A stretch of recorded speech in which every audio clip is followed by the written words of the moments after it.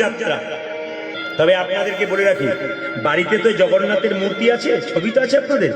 আপনার জগন্নাথের স্নান যাত্রার দিনে হয়তো ওখানে যেতে পারলেন না, টিভির মাধ্যমে দেখলেন, ইউটিউবের মাধ্যমে দেখলেন, দর্শন করবেন আপনারা। আর দ্বিতীয় কথা হচ্ছে, বাড়িতে যে জগন্নাথের ছবি আছে না, একটু গঙ্গা জল দিয়ে জগন্নাথ দেবকে স্নান করিয়ে দেবেন, একটু স্নান করে দেবেন, ধূপ দীপ দেবেন, আপনাদের কাজে আছে। মায়েরা, এই জগন্নাথের স্নান করানো হয়। জগন্নাথ মন্দিরে একটা সোনা কুয়া আছে, সোনা কুয়া, সেখান থেকে 108 কলসি জল তোলানো হয়। সেখানে চন্দন মাখিয়ে জলটা দিয়ে জগন্নাথকে স্নান করানো হয়। এই স্নানের পর নাকি জগন্নাথের 15 দিন জ্বর আসে। এই 15 দিন কিন্তু জগন্নাথ মন্দিরের দরজা বন্ধ থাকে, কারণ জগন্নাথ দেব ওই 15 দিন জ্বর আসে স্নান করানোর পর। আচ্ছা, একটু আপনারা বলবেন, সেই 15 দিন দরজা বন্ধ থাকে কেন? জগন্নাথ দেব বিশ্রামে থাকে। আচ্ছা বলুন তো, আপনাদের বাড়িতে কেউ অসুখ হলে অসুখটা ভালো হবার পর যান আপেল কলা নিয়ে, না অসুস্থ থাকে তখন যান? জোরে বলুন। Galaxy A57 and A37 5G. Grab at just ₹50 per day. কখন যান আপনারা? যখন খবর পেলেন অসুস্থ আছে, তখন আপেল কলা নিয়ে গেলেন, যাতে সুস্থ মানুষ অসুস্থটাকে সুস্থ করা যায়, একটু দেখানো যায়, সুস্থ হাত কর্ম। কিন্তু জগন্নাথ দেবে ও অনেকের বিশ্বাস আছে, আমাদের ভক্তদের অনেকে কিন্তু জানে জগন্নাথের পূজা বন্ধ হয়ে গেছে, অসুস্থ অবস্থায় তিনি আছেন। তবু ভক্তদের কত প্রেম দেখুন, তারা কত ফল মিষ্টান্ন জগন্নাথকে দেবার জন্য জগন্নাথের দরজায় দিয়ে আসে। এ হচ্ছে জগন্নাথের প্রতি প্রেম। এই প্রেমটুকু রাখবেন। জগন্নাথের স্নান দর্শন কেউ যদি করতে পারে, তবে তার জীবন ধন্য হয়ে যায়, তাকে দ্বিতীয় জন্ম পেতে হয় না, কষ্ট পেতে হয় না, গোবিন্দ চরণ প্রাপ্ত হয়। যারা কীর্তন শুনতে এসছেন তাদের কাছে একটা নিবেদন রইল, দেখবেন ভক্ত অনেক আসে, আপনারা এসছেন, প্রতিটি আসরে আসে আপনাদের মতো। আপনাদের এই জায়গাটাকে বলিহারি দেওয়া যায়। আমি গত প্রায় মনে হয় 5 থেকে 7 বছর আগে আমি একবার এসেছিলাম। কোথায় এসেছিলাম? ছাতনা কমলপুরের মাঝামাঝি কোন একটা গ্রামে, আমার গ্রামটার নাম মনে নেই।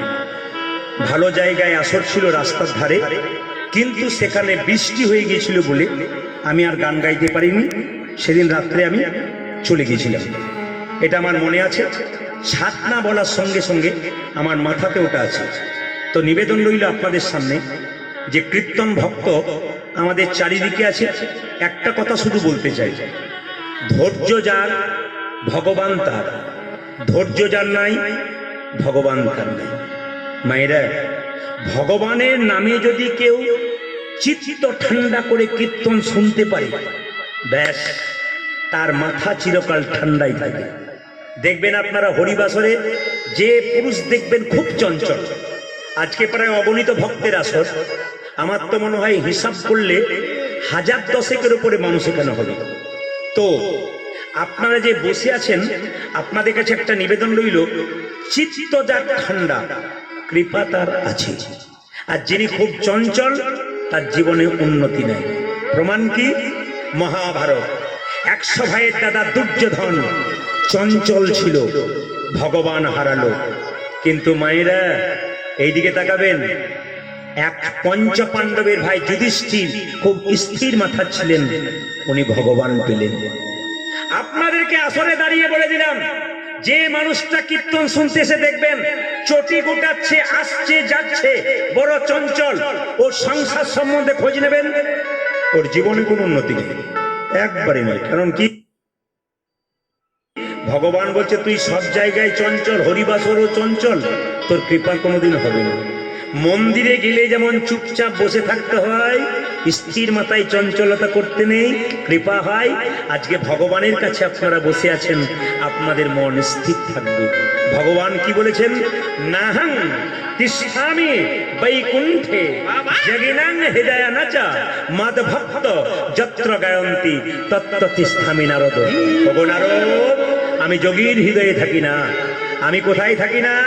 আমি কোথায় থাকি? যেখানে আমার ভক্তরা গুণকীর্তন করে আমি সেইখানেই বসে থাকি। আমি পরীক্ষা করে দেখি যে ভক্ত মন শান্ত করে কীর্তন শোনে আমার হাত দুটো তার উপর এইরকম দেওয়া থাকে, আশীর্বাদ সে দিনের পর দিন পায়। আপনাদের সামনে নিবেদন রইল, মা বিল্লমঙ্গলে যখন 4 বছর বয়স হলো তার মায়ের একটা কঠিন রোগ হলো। রোগটার নাম কি? যক্ষা রোগ। আপনারা যারা কীর্তন শুনছেন একটু জোরে বলুন তো, গত কয়েক বছর ধরে একটা শব্দ আমাদের ভয়ঙ্কর ভাবে সবাইকে চুপ করে দিয়েছিল। ওই শব্দটার নাম কি বলুন তো? হ্যাঁ, বাহ, এ কথা কিন্তু সব আসলে একসঙ্গে বলে। এমন একটা মারণ রোগ, ওই রোগটার নাম শুনলে মানুষ গোটা বিশ্বস্তব্ধ হয়ে গেছিল। ভগবান পরীক্ষা করে দেখলেন তোরা যখন বাড়াবাড়ি করছিস তখন একটু ব্যবস্থা করা দরকার আছে। তখন সবাই ত্রাহি নাম ত্রাহি নাম ভগবানের নাম করছে বাঁচার জন্য। বাবা আপনাদের কাছে নিবেদন, তখন যে কে কতখানি কার সেই দিন প্রমাণ হয়েছিল। কেন বলুন তো? স্বামী স্ত্রীকে কত ভালোবাসে, স্ত্রী স্বামীকে কত ভালোবাসে, ওই করোনার দিনে প্রমাণ। তোমার জ্বর এসেছে, হ্যাঁ ওপরে যাও, ওপর থেকে দড়ি ঝোলাবে, খাবার ওপরে যাবে, নাম্বার কোনো চান্স নাই, ওইখানেই থাকবে। কেন বলুন তো? যদি হয়ে যায়। এদিকে যখন ভালোবাসা হয় তখন কি বলে? বাবারে তোমার জন্য আমি মরতেও পারি স্বামী, তোমার জন্য মরতেও পারি। ও আজকে দিকে ও শুধু কথার কথা, ভেতরের কথা নয় দাদা ভাইরা, আস্তে। ও শুধু কথার কথা, ভেতরের কথা নয়। প্রমাণ দিয়ে দিই, একজন বুড়ি মা বয়স হয়ে গেছে 75 বছর, জঙ্গলে কাঠ কুড়োতে গেছে, লক্ষ্য করবেন কাঠের বোঝাটা তুলতে পারছে না, তখন বলছে হে Govinda. When you're in this zone, a 50-watt ultra-performance processor turns effort into brilliance. ASUS ExpertBook Ultra, built for brilliance.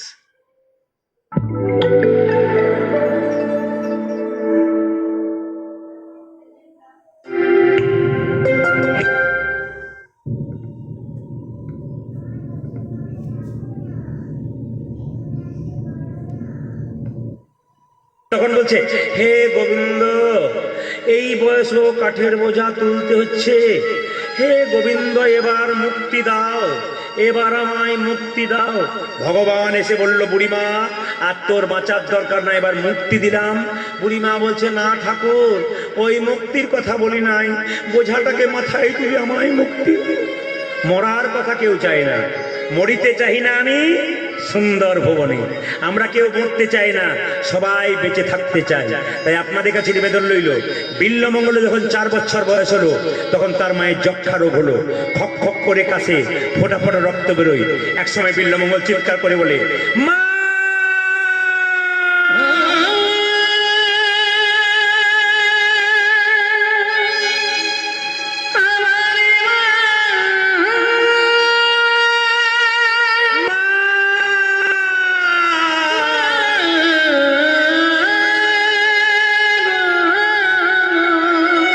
Bilwamangal যখন মায়ের কোলে ঝাঁপিয়ে পড়ে তার মা চিৎকার করে বলে, দূর হয়ে যা, ছাড়া কথা, যা এখান থেকে যা, খবরদার শুনতে। ভক্তিমতী মায়েরা, আপনি অসুস্থ অবস্থায় শুয়ে আছেন, আপনার ছেলে যদি আপনার কোলে চাপতে চায় আপনি কি তাড়িয়ে দেবেন? জোরে বলুন হ্যাঁ না। এখানে কোনো মা বলবেন না তাড়াবো না। তাহলে বিল্লমঙ্গলে মা বিল্লমঙ্গলে তাই দিচ্ছে, তাহলে কি ভালোবাসে না? ভালোবাসে। কেন বলুন তো? তার মা জানে আমার যে রোগটা হয়েছে, আমার ছেলে যদি বারবার আমার কাছে আসে, আমার রোগটা যদি তার সঙ্গে হয়ে যায়, আমার বংশে প্রদীপ জ্বালানোর জন্য কেউ থাকবে না, তাই বারবার দাঁড়িয়ে দূর হয়ে যায়। এক সময় বিল্লমঙ্গল ছুটে এসে মায়ের বুকে ঝাঁপিয়ে পড়ে মা মা বলে, আর মায়ের মুখ থেকে এক ফোঁটা রক্ত বিল্লমঙ্গলের হাতে পড়ে। বিল্লমঙ্গল জিজ্ঞেস করলো, মা এটা কি?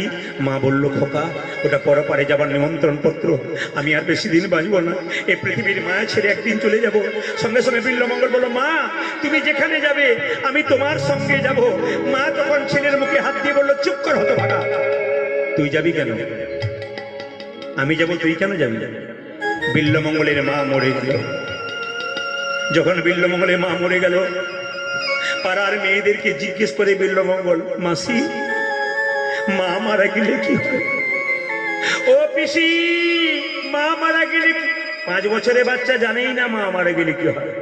তার মাকে যখন বাঁশির মাচাতে ছেঁড়া তালাই দিয়ে খড়ের দড়ি দিয়ে বাঁধছে। বিল্লমঙ্গল আছা রেখে আর্তনাদ করে কেঁদে কেঁদে বলে, মাসি ও দিদি, আমার মাকে কেন দড়ি দিয়ে বাঁধে? আমার মাকে তোমরা কাঁদে করে কোথায় নিয়ে যাও? বিল্লমঙ্গলের কান্নাতে আকাশ বাতাসে কাঁদছে। সবাই কেঁদে কেঁদে বলছে, খোকা কাঁদিস না, মা কি চিরকাল থাকে। এই জগতে মায়ের মতো আপন কেউ হয় না, নজির মতো দেখে শুনবেন আপনারা, বাবার মতো আপন কেউ হয় না, আবার মতো কেহ বাবা হলো বাড়ির ছাদ, মা হলো খুঁটি। যেদিন এই দুজনে চলে যাবে, সংসার সেদিন ভেঙে যাবে।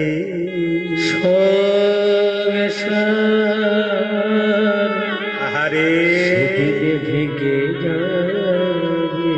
আপনারা মায়েরা জানেন না, আপনারা দেখতে পাচ্ছেন না, এখানে কত বয়স্ক বাবারা এসেছেন কীর্তন শুনতে। ওনাদের চরণে কীর্তনীয় প্রদীপ পালের কোটি কোটি প্রণাম রইল। এই বৃদ্ধ বাবাদেরকে একটু সম্মান দেবেন। কীর্তন শুনলে হবে না, আমি আপনাদের বারবার বলবো, কীর্তন শুনলে কি হয়, মানুষ তৈরি করে, চরিত্রহীনকে সাধু করে দেয়, চরিত্র পরিবর্তন করে দেয়, মাতালকে ভালো করে দেয় একমাত্র হরিনাম সংকীর্তন। তাকান আমার দিকে, এখানে যত বয়স্ক মা আছেন, প্রত্যেকটি ছেলের কাছে আমার নিবেদন রইল, প্রত্যেকটি মেয়ের কাছে নিবেদন রইল, মা বাবাকে সম্মান না দিয়ে কৃষ্ণ কীর্তন শুনলে তোমার কোনো লাভ হবে না। কৃষ্ণ সুদামাকে বলেছে, সুদামা, এই জগতে 3 রকমের গুরু। প্রথম গুরু পিতামাতা, যার থেকে তুই জন্ম পেলি, সে যদি কেঁদে কেঁদে বেড়ায়, তুই যতই কৃষ্ণ বলে কাঁদ, আমার কৃপা কিন্তু তোর কোনোদিন হবে না। ওই জন্য আপনাদের কাছে নিবেদন রইল, মা বাবাকে কেউ কাঁদিও। মা কেমন আপনারা তাকান, রাত্রি 12টার সময় বাড়ি যাবেন, বাড়ির সবাই যখন ঘুমোবে, একজন দরজা খুলবে আর বেরোবে, তিনি হলেন মা।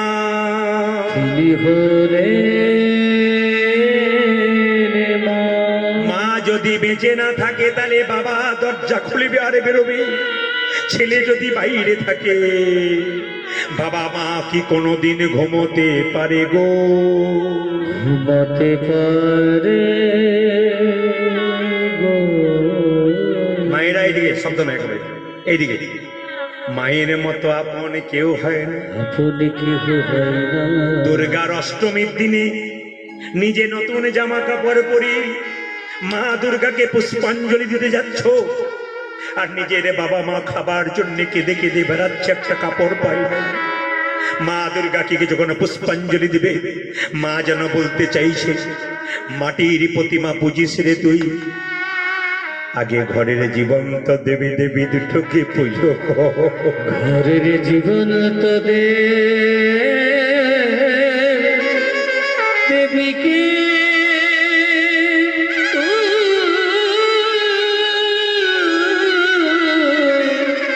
পুজো জীবিত থাকাকালীন বাবা ছেলেকে বলছে, খোকারে, করে আমার বয়স হলো, দুটো সাদা রসগোল্লা আমায় এনে দিবি, খাবার ইচ্ছা হয়েছে। ছেলেকে কতবার বাবা বলল, দুটো রসগোল্লা এনে দিবি খোকা, আজ আনবো কাল আনবো করে দিল না। যখন বাবা মরে গেল, 2000 লোক নিমন্ত্রণ করে তাদের দুটো করে রসগোল্লা খাওয়াল। জীবিত অবস্থায় বাবা পেল না দুটো রসগোল্লা, মরে যাবার পর লোকে খেলো, এ খাওয়ানোর কোনো লাভ হবে না যদি জীবিত অবস্থায় দিতে পারলে না। আগে জীবিত অবস্থায় দাও, তবে মৃত্যুর পরে লোককে দিলে লাভ আছে, নইলে লাভ নাই। বাবা যেন উপর থেকে বলবে, খোকারে, একটা রসগোল্লা আমার মুখে দিতে পারলি না, আমার মৃত্যুর পর তুই কতজনকে রসগোল্লা খাওয়ালি? বাবার মনের ইচ্ছা পূর্ণ হবে না। সবচাইতে লজ্জার ব্যাপার, একটা মায়ের কোলে গর্ভে একটা সন্তান 10 মাস 10 দিন জায়গা হয়, সেই ছেলে যখন বড় হয়ে পুরুলিয়াতে বাঁকুড়াতে বড় ফ্ল্যাট কেনে, বাড়ির আত্মীয় স্বজন সবার আনাগোনা হয়।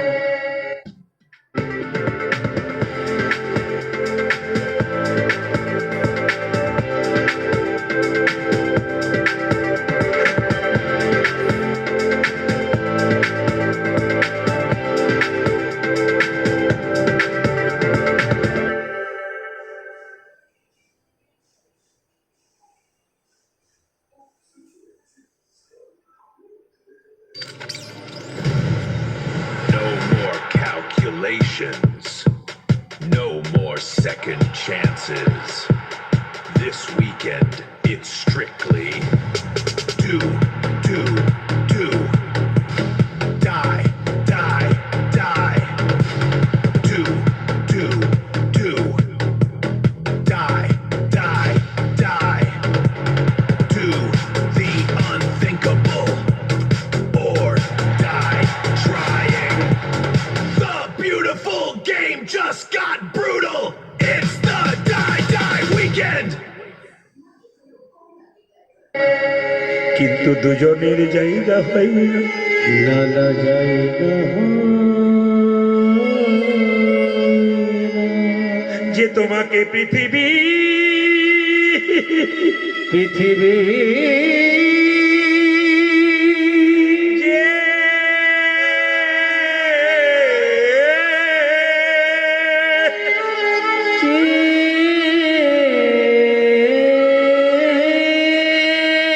যে তোমাকে 10 মাস 10 দিন গর্ভে ধরে কত দেবতার মন্দিরে কত কাঁদলো, কত দেবতার মন্দিরে কত কাঁদলো। একটা খোকা হলে আমি আমার সব তোমায় দিয়ে দেব। সব তোমায় দেব। কিন্তু খোকা বড় হয়ে মাকে ফ্ল্যাটে জায়গা দিতে পারলো না। কীর্তন শুনে কোনো লাভ হবে না যদি এই জায়গাটা ঠিক না করতে পারেন। কীর্তন শুনে কোনো লাভ হবে না যদি মানুষ না হতে পারলেন।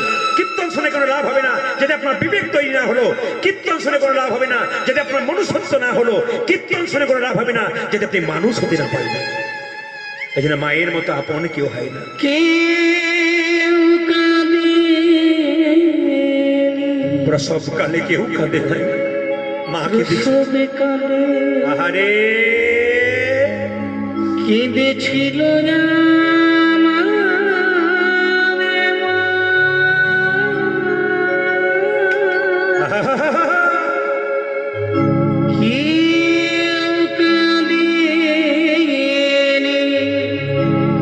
প্রসবকালে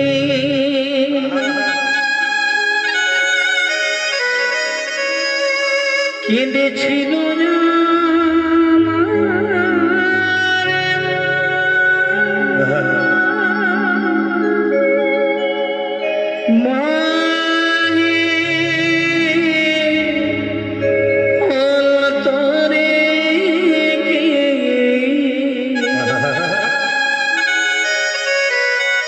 দেখা দিও না আহারে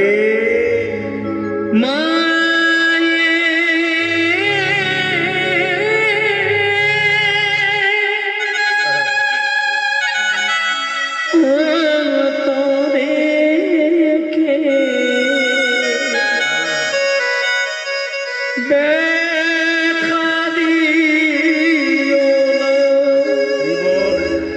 মা।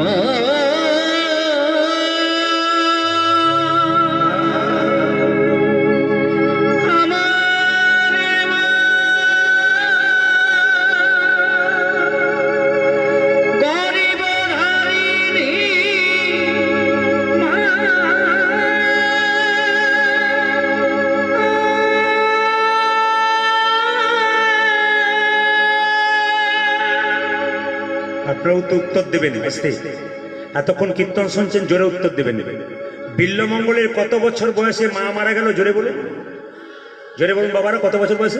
5 বছর। আচ্ছা, একটা কথা আপনাদের জিজ্ঞেস করি, ছেলের যদি বাবা মরে যায় তাহলে মা দেখবেন ছেলেকে টেনে হিঁচড়ে মানুষ করে দেয়। ও মায়েরা, ছেলের যদি বাবা মরে যায় মা টেনে হিঁচড়ে ছেলেকে মানুষ করে, কিন্তু মা যদি মরে যায় তাহলে বাবার ক্ষমতা নাই ছেলেকে আর মানুষ করতে পারে। কেন বলুন তো? পাছে লোকে কিছু বলে। বিল্লমঙ্গলের মা মারা গেল, শিবশঙ্কর তার বাবা বিল্লমঙ্গলকে শাসন করে। পাড়ার লোকে বলে, ও ঠাকুর তোমার লজ্জা করে না? বলে কেন? তোমার ছেলেটার মা মরে গেল আর তুমি মারধর করছো, তোমার লজ্জা নেই? ওইটুকু বাচ্চাকে তুমি মারছো। পাছে লোকে কিছু বলে আর মারতে পারল না। মায়েরা আদর দিয়ে ছেলেকে মাথায় তুলে দিল। সমস্ত ভক্তমণ্ডলী ভক্তিমতী মায়েদের কাছে প্রদীপ পালে একটা নিবেদন রইল, বাচ্চাকে মানুষের মতো মানুষ করুন। কি করে করবেন? বাচ্চা ছোট থেকে সকালবেলায় ঘুম থেকে উঠিয়ে আপনি এই কথা শেখাবেন, আগে মন্দিরে প্রণাম করে আয়, 1। 2, দাদু ঠাকুমাকে প্রণাম কর। 3, আমাকে তোর বাবাকে প্রণাম কর। যদি এই শিক্ষা দিতে পারেন আপনি সন্তান পাবেন, সুসন্তান। আর যদি আপনি নিজেই বাবা মাকে প্রণাম না করেন, মন্দিরে না করেন, আপনি ভালো সন্তান পাবেন না, কুসন্তান পাবেন। ধ্রুবর বয়স ছিল, ধ্রুব মাত্র 5 বছর। সে ভগবানকে পেয়েছিল কেন? তার মায়ের জন্য। শুনলে চমকে যাবেন, মা কত চালাক। চালাক বলতে এই মা নয় যে ছেলেকে চালাকি শেখাবে, ছেলেকে ভক্তি শেখাবে। শুনে নিন, ধ্রুবের বাবার নাম ছিল উত্থানপাদ। যারা জ্ঞানীজন শুনবেন, উত্থানপাদের 2টো স্ত্রী, একটা সুরুচি একটা সুনীতি। সুনীতির ছেলের নাম কি? ধ্রুব। আর সুরুচির একটা ছেলে ছিল। রাজা উত্থানপাদ যখন বসে আছে তখন ধ্রুব বাবার কোলে বসে আছে। যখন সুরুচির ছেলে এলো, ওর চাইতে বড়, তখন ধ্রুবকে কোল থেকে নামিয়ে বাবার কোলে চেপে গেল। যখন চেপে গেল, ধ্রুব তখন কাঁদতে কাঁদতে মায়ের কাছে গিয়ে বলছে, মা আমাকে বাবা কোল থেকে নামিয়ে আমার দাদাকে নিল, ওই সুরুচি মায়ের ছেলেকে নিল, আমাকে নিল না। ও মা তুমি একটু বলে দাও না আমাকে কোলে নিচ্ছে না। এ সংসারে যদি কোনো স্বামীর 2টো স্ত্রী থাকে, একজনের ছেলেকে স্বামী কোলে নেয়, একজনের না নেয়, তাহলে দেখেন কি অবস্থা হয়।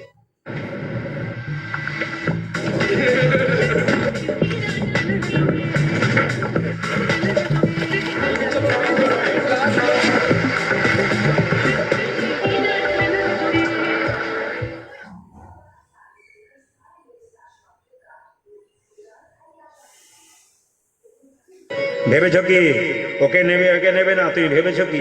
কিন্তু ধ্রুবর মা কি সুন্দর শিক্ষা দিল দেখুন। মা বাবা আমাকে কোলে নিল না, আমাকে নামিয়ে দিল। ধ্রুবের মা সুনীতি বলল, খোকা বাবা মা কি চিরকাল বেঁচে থাকে রে? বাবা মা চিরকাল বেঁচে থাকে না। তুই বাবার কোলে আজকে চাপছিস, আমার কোলে আজকে চাপছিস, বড় হলে তো চাপতে পারবি না। আমরা যখন মরে যাবো আর কি কোলে চাপতে পারবি?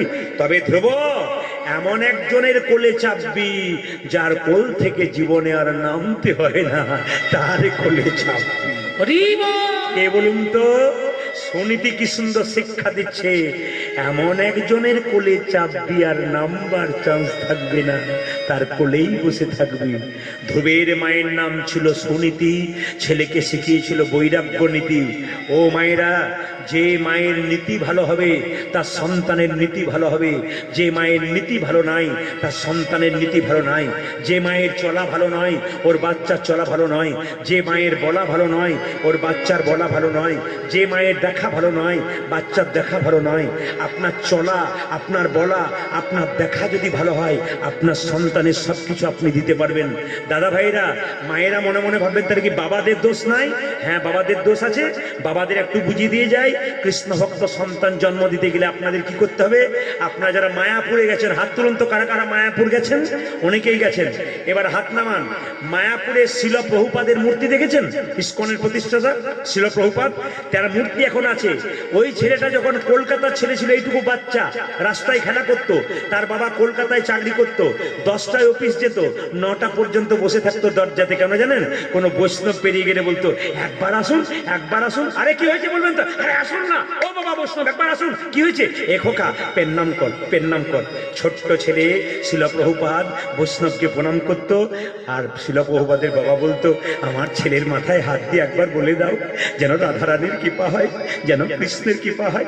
আমাকে বলতে হবে না, আমার ছেলের মাথায় একটু হাত দিয়ে দাও, যেন কৃষ্ণের কৃপা হয়। এই জন্যই তো প্রভুপাদ বিশ্ববিখ্যাত হয়েছিল।